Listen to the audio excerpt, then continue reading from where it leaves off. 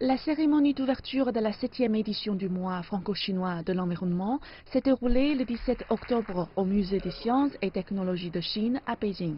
Suite à la cérémonie a été présenté le premier événement de la série à Pékin, une table ronde consacrée au sujet « Quelle nature dans la ville ». Sur l'événement d'aujourd'hui, on est ravis de lancer ici le mois franco-chinois de l'environnement pour sa 7e édition. Donc c'est un événement qui, par la durée, comme ça montre sa maturité, montre le fait que c'est un événement qui est désormais attendu en Chine. Et il est intéressant parce qu'il n'est pas, c'est pas le mois français de l'environnement en Chine, c'est le mois franco-chinois de l'environnement. Parce que derrière, les actions, elles sont franco-chinoises.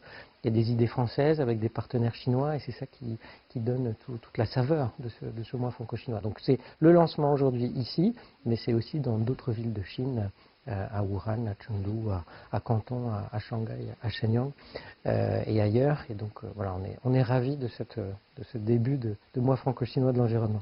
L'année prochaine, la Chine comme la France accueilleront des conférences majeures qui se concentreront sur la protection de la biodiversité, un thème majeur à l'agenda du gouvernement chinois.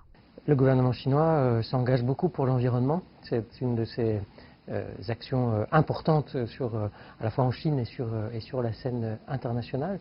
Sur la question de la biodiversité, question qui nous occupe actuellement, il y a une série de mesures qui ont été prises cette année qui sont très importantes et très encourageantes. Je cite par exemple ce qui concerne la protection des ressources halieutiques, donc les ressources de la pêche, des poissons.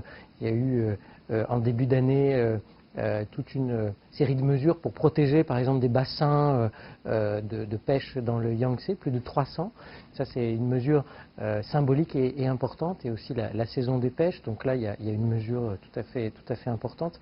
Et puis il y a eu aussi en juin l'adoption d'un plan très important sur la protection de la biodiversité en Chine. Des mesures que le gouvernement prend pour, sur les années 2021-2035, assurer une protection de la biodiversité. La France aussi prend beaucoup de mesures en la matière. Et donc, voilà, c'est important qu'il y ait ce dialogue franco-chinois sur la biodiversité. La protection de la biodiversité est un sujet développé en France depuis très longtemps et la Chine a aussi son propre système. Le croisement des pratiques grâce au mois franco-chinois de l'environnement contribue à favoriser l'inspiration mutuelle.